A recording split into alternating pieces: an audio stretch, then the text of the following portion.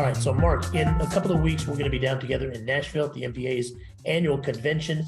I'm looking forward to it because I think the people that go to this show are the people that have decided to stay in the business. And there's a lot of people right now deciding, are they going to sell out? Are they going to shut down? Are they going to hunker down and or somehow plow through it? So you have written so much great material on M&A and how to make that work long term. This seems to me like kind of a unique situation for mortgage M&A or for lender M&A, but maybe it's not. How do you see the situation shaping up for companies that maybe are in Nashville looking to acquire?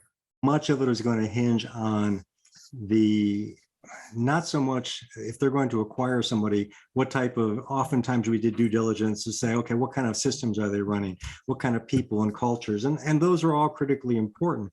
But I think oftentimes we neglect to look at the amount of data, the quality of data, how that data is a fabric across those customers linked together. And I think what's going to happen on the M&A world, and whether you do this through things like VDRs, virtual data rooms, look at the assets and the technology and the customer base, that is all great, but that is cursory. What you really got to get down into, if you're really going to be an acquirer, as saying, okay, how does that information, how does that data that this person or this group have that can benefit or complement what I already need or what I don't have? And maybe I'm getting that through third-party aggregators, and I'm not really happy with how they're getting that information. Can this then give me an official system or a point of record where I can go to that customer firsthand, not through systems that have pieced it together, maybe through an AI or an ML type of algorithm that may yield incorrect results. Again, AI and ML aren't perfect, infallible type of beings. They are nothing more than computer algorithms that at best last 12 months. So if you think about how people are assembling their data, there's a lot of assumptions, there's a lot of testing, there's a lot of harnesses that are put around that kind of analyze that data and spit out a result. The problem is information data just keeps on coming. It doubles an all known recorded history every 2 years. That's how much data we generate on the world.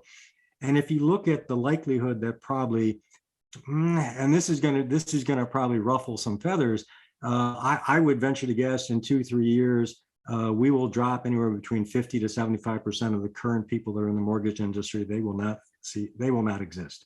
Wow. Because of the capital investment, the change of mindset, the innovative business models that have to be adapted that are all data driven, digital driven. Back to what we talked about on the prior show, the ability to digitally transform is just the entry fee. How you use that information, how you stack it, the insights you draw. You know, everybody's like, oh, that's analytics. Well, yeah, analytics get you a certain part. They give you a backward looking type of an approach. But I think what's going to be key for the mortgage industry going forward is the digital consumer is looking forward. They're not looking at the exhaust going backwards. And everything we do from servicing, what have you, is 30, 60, 90 days in arrears. That's how we gauge our success. What we're talking about here is looking forward, saying, what is the likelihood? What could happen? And look at the best case, the worst case. And the only way you can do that in a mortgage world is through the building blocks of digital data that has come from the transformation and linking all these systems together versus, let's say, an LOS or a servicing or payment processing. All those things were independent, and it took a lot of effort to integrate them together.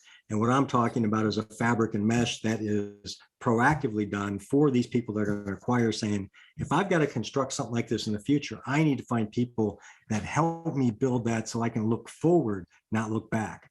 And that's what people are going to look for. It's going to be the quality of the data assets underpinned by the people, the technology, and probably lastly is the applications that currently exist today. Yeah, that makes a lot of backwards. Sense. Yeah, well, but it makes a lot of sense because I've heard many times that people don't really acquire companies, they acquire customers, and the customers are all hiding in that data. Now, Mark, you're the one that taught me that the vast majority of mergers and acquisitions are not accretive to revenue in the short term or even the medium term because of problems that result. But now in our industry, with so many companies advancing down that road to digital and completing much of the transition into digital companies, is that going to make it easier? It's going to be easier in the sense that you'll understand very quickly what people have or don't have. because we used to be able to wrap that around technology and applications and whatever, or the vendor you chose. And that was kind of the end all. That's where the due diligence stopped. When you start to look down there, what you're going to find out is that going to be a net add, or is it going to be a net wash or a net negative? Because if you start incorporating information that has no value or is poorly maintained or prone with errors, that's going to add a negative type of approach very quickly. But if you focus on the data and you begin to integrate that first versus the systems and all the other things that people used to do on an M&A, what's going to happen is the value of that M&A to the bottom line is going to be felt much, much sooner than traditionally, wait for the deal to close. Then you got 9 to 18 months of trailing revenue and all the costs and the synergies and the write-downs and all this other good stuff. So I think you're going to see that much quicker, but I also think you're going to see a fair number of organizations not look for a total merger, which is another type of a process. They may just buy certain assets. And this is where, we talk about M&A, but we always forget about the D part, which is the divestiture. The D part in this case saying, how can I carve this stuff off? How can I get value out of it?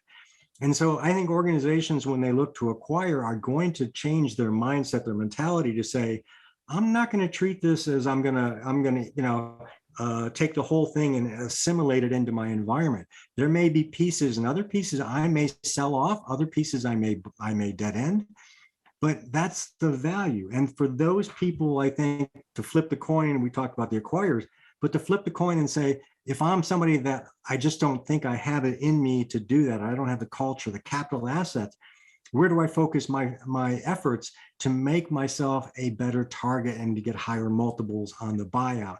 And I think that's where, if they begin to focus on the data and understand where that is and the digital aspects of that and the integration aspects of that and how that stuff can be leveraged with advancing innovation, and make that assumption to say, if somebody's going to acquire me, what do they want me for? And I think that's really where the avenue is, saying it's all going to be about the data. And there are things, if you find as getting yourself ready to be acquired, you want to jettison that stuff before somebody comes in to acquire you, because guess what? That's cash back into your thing because you're doing the divestiture. But at the same time, now you're making your multiples look much greater because your revenue generation is much higher. Your costs per loan is down and your margin per loan is up. Those are the kinds of things that it's a two-way street. You've got those that aren't going to invest because maybe they can't. They're an independent mortgage banker. They don't have the millions. They don't have the, JP Morgan's IT budgets in the multiple billions of dollars. Their security budget alone, my understanding, is over $1 billion. You're not going to compete against those type of entities. You're going to have to get yourself ready for this digital world, and how you compete and how you make yourself valuable is just as equal to somebody saying, I'm going to acquire, Rick Grant's mortgage operation. Very good. Well, Mark, there's going to be some exciting conversations down there. I think hopefully we get to hear some of that. Excellent. All right. I'll see you in a couple of weeks in Nashville. Very good. Take care.